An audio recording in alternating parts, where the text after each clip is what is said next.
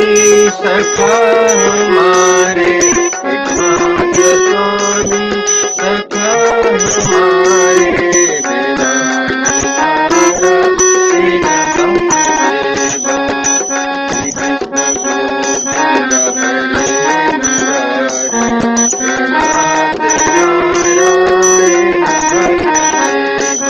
श्री हरि शरणम प्रभु हरि शरणम प्रभु हरि श्री हरि शरणम श्री हरि शरणम प्रभु हरि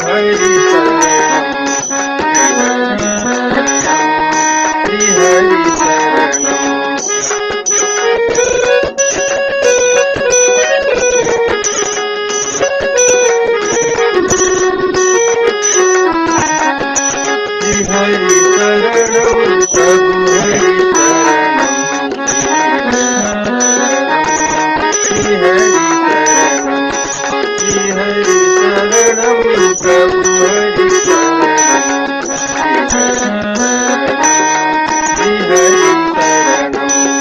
श्री हरि शरणम प्रभु हरि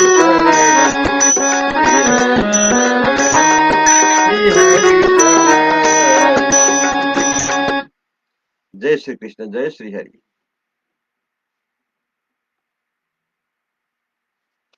आज म श्री हरिवंश पुराणको 143औं दिनमा आइपुगेको छु र आज म 37वां अध्याय प्रारंभ करने जा रहा हूँ। इसमें आज हम अंधकासुर की उत्पत्ति और अनाचार, उसके वध के लिए ऋषियों का विचार, नारद जी का मंदार पुष्पों की माला धारण करके अंधक के यहाँ जाना और उससे मंदार वन के महत्व बताना, आज हम इसी विषय में श्रवण करेंगे। जन्मेजय ने कहा कि मुनिवरों में उत्तम वैश्यपायन जी षटपुर वध का यह रमणीय प्रसंग मैंने सुना लिया। अब पहले जिसकी चर्चा हुई थी उस अंधक वध का वृतांत मुझे बताइए। वक्ताओं में से श्रेष्ठ भानुमति के हरण का तथा उस अवसर पर किए गए निकुंभ वध का प्रसंग भी सुनाइए, क्योंकि वह सब सुनने के लिए मेरे मन में बड़ा कौतूहल है। वैश्यपायन जी बोले, राजन, पहले की बात है, प्रभावशाली भगवान विष्णु के द्वारा जब सभी पुत्र मारे गए तब देवी दीति ने तपस्या के द्वारा मर्ची नंदन कश्यप जी की आराधना की। भरत नंदन उनकी समयोचित तपस्या, सेवा, अनुकूल वार्ताव तथा माधुर्य से तपोधन कश्यप जी बहुत संतुष्ट हुए और उसे बोले, उत्तम व्रत का पालन करने वाली कल्याणी, मैं तुम पर बहुत संतुष्ट हूँ, तुम कोई वर मांगो। दीति बोली, भगवान, धर्मात्माओं से श्रेष्ठ देवताओं ने मेरे सभी पुत्रों को मार डाला, अतः मैं एक ऐसा अमित पराक्रमी पुत्र चाहती हूँ जो देवताओं के लिए अवध्य हो। कश्यप जी ने कहा, देवी दक्षायणी कमल लोचने, तुम्हारा पुत्र देवताओं के लिए अवध्य होगा, इसमें कोई संशय नहीं है, किंतु देवाधिदेव रुद्र को छोड़कर दूसरा कोई देवता उसे नहीं मार सकेगा, क्योंकि उन पर मेरा प्रभुत्व नहीं चल सकता।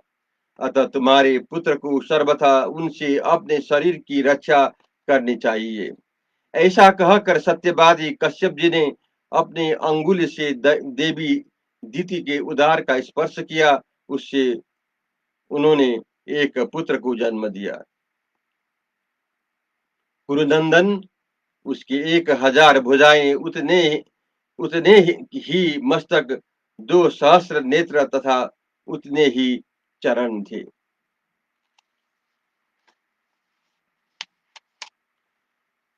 भारत वह अंधा नहीं था, तो भी अंधे के समान चलता था। अतः वहां के निवासी उसे अंधक नाम से पुकारने लगे। भरत नंदन, मैं अबध्य हूँ, ऐसा समझकर बर वह लोगों को सताने लगा। अपने बल के भयों से वह सब जगह से सभी रत्न को हर लाता था। समस्त लोगों को भय देने वाला वह दैत्य अत्यंत शक्तिशाली होने के कारण अपने बल से अप्सराओं को पकड़कर अपने घर में रखता था। पापपूर्ण विचार रखने वाले अंधक ने मोहवश परस्त्रियों के अपहरण करने और पराये धन को लूट लाने का धंधा सदा के लिए अपना लिया। भारत एक बार अंधक सबका तिरस्कार करने वाले बहुत से सहायक असुरों के साथ तीनों लोकों पर विजय प्राप्त करने को उद्यत हुआ। वह समाचार सुनकर ऐश्वर्यशाली इंद्र ने अपने पिता कश्यप से कहा, मुनि श्रेष्ठ, अंधकासुर ने ऐसा कार्य आरंभ किया है। प्रभु, हम लोगों का क्या कर्तव्य है, उसके लिए आज्ञा दीजिए। मुने, छोटे भाई का यह दुराचार मुझसे कैसे सहा जाएगा। प्रभु, यह मौसी जी का प्रिय पुत्र है, इस पर मैं कैसे प्रहार कर सकता हूँ। अपने पुत्र के मेरे द्वारा मारे जाने पर पूजनीय मौसी यहाँ मुझ पर क्रोध करेगी। देवराज की यह बात सुनकर कश्यप मुनि ने कहा, देवेंद्र, मैं अंधक को सर्वथा रोक दूंगा। तुम्हारा कल्याण हो। भरत नंदन। तदंतर कश्यप जी ने दीति के साथ जाकर वीर अंधक की बड़ी कठिनाई से त्रिभुवन विजय के उद्योग में से रोका। उनकी मन करने पर भी वह दुष्टात्मा उन उन उपायों से स्वर्गवासी देवताओं को मत कर सताता ही रहा। उस दुर्बुद्धि ने नंद बंद के वृक्षों और उद्यानों को उजाड़ डाला। उच्च श्रवा के वंशज अश्व को वह स्वर्ग से बलपूर्वक हाँक लाया। भारत बर के घमंड में भरा हुआ वह दैत्य देवताओं के देखते देखते दिग्गज की सनातन भूल दिव्य हाथियों को बलपूर्वक हर लाता था।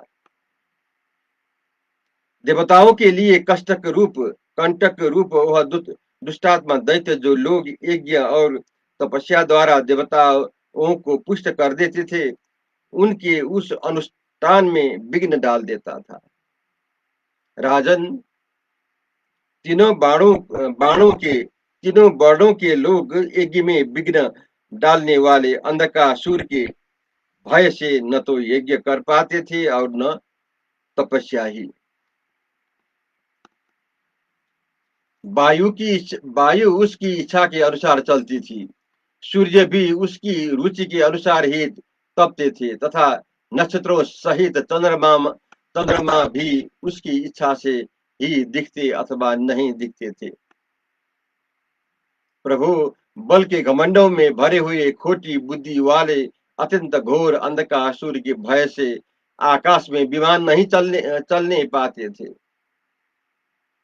कुरुकुल धुरंधर वीर अत्यंत भयानक अंधकासुर के भय से सारा जगत ओमकार और बसतकार की ध्वनि से शून्य हो गया।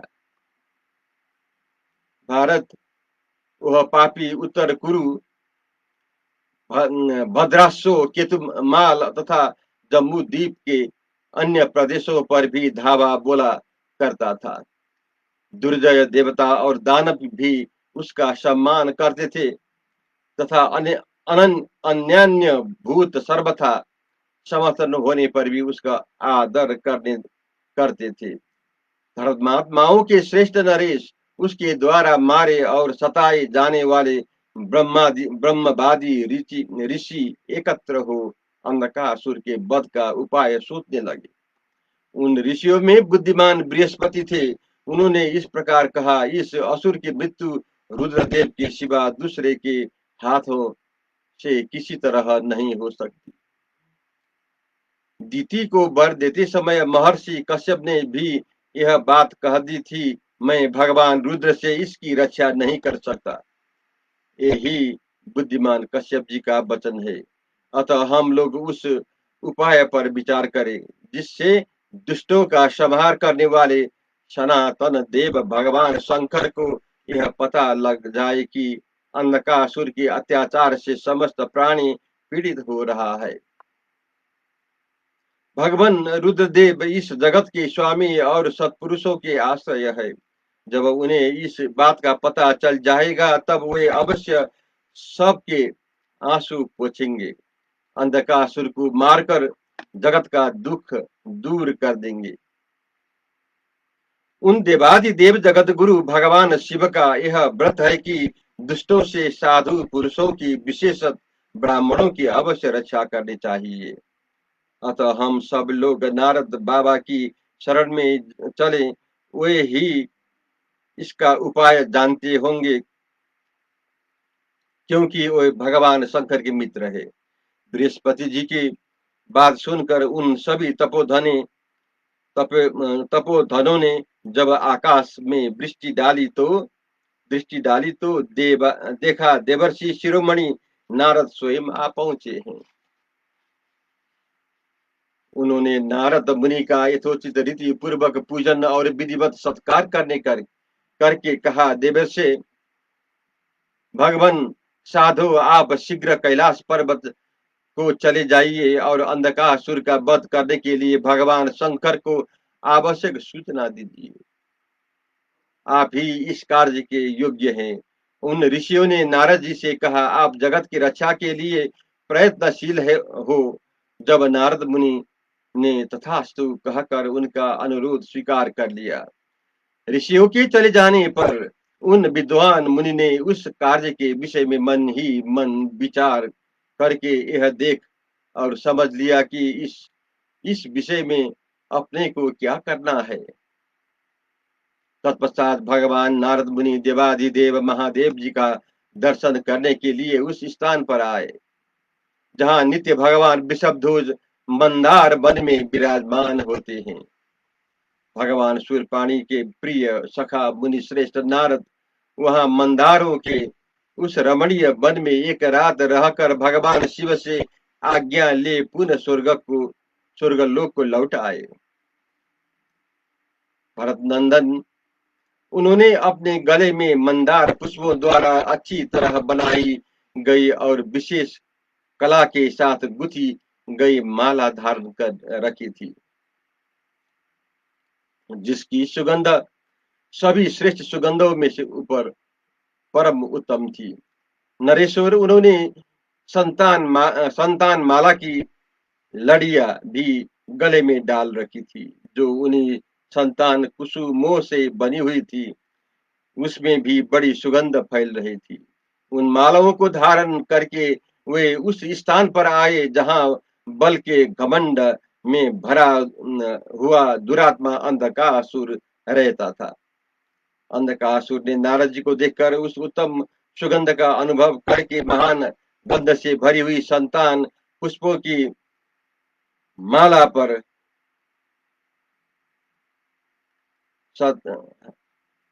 पर भी दृष्टि डाली और पूछा, महामुनि तपोधन, यह कमनीय पुष्पों की जाति कहाँ उपलब्ध होती है?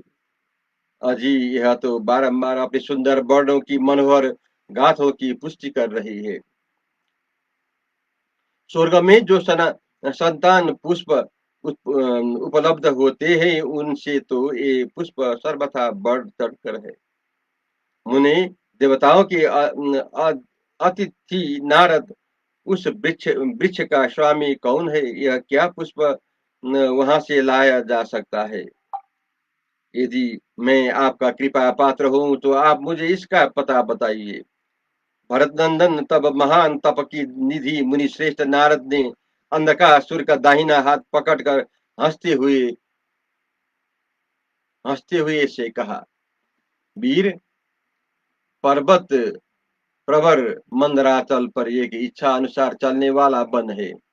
उसी में इस तरह के फूल है। अजी, वह वन साक्षात शूलपाणी भगवान शंकर की सृष्टि है।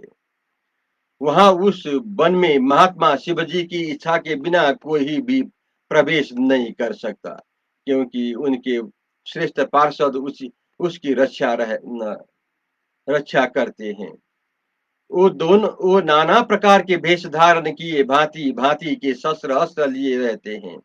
उनका स्वरूप बड़ा भयंकर है तथा उन पर विजय पाना अत्यंत कठिन है। महादेव जी से सुरक्षित होने के कारण वे सभी प्राणियों के लिए अवध्य है। वहां मंदरा वृक्ष के बगीचे में उमा सहित सर्वात्मा सर्वभावन महादेव जी के नित्य क्रिया करते और अपने पार्षदों के साथ रहते। कश्यप कुमार विषेक तपस्या के द्वारा तीनों लोकों के स्वामी भगवान शिव की आराधना करके ही ये मंदरा पुष्प प्राप्त किया जा सकती है।